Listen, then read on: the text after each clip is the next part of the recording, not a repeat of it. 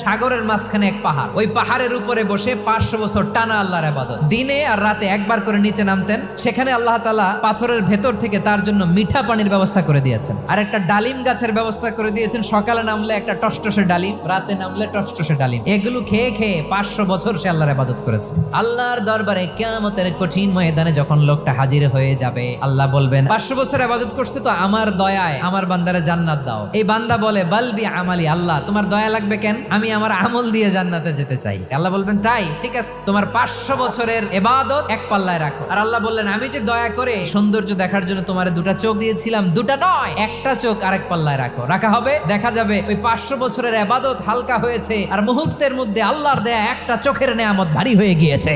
ফলাফল দেখো, হিসাব বলে তুমি এখন জাহান্নামে যাবা, যাও এবার জাহান্নামে যাও। এবার লোকটা কাচুমাচু করে বলে আল্লাহ এবার আমি বুঝতে পেরেছি তোমার দয়া ছাড়া দুনিয়ায় কেউ জান্নাতে যেতে পারবে না।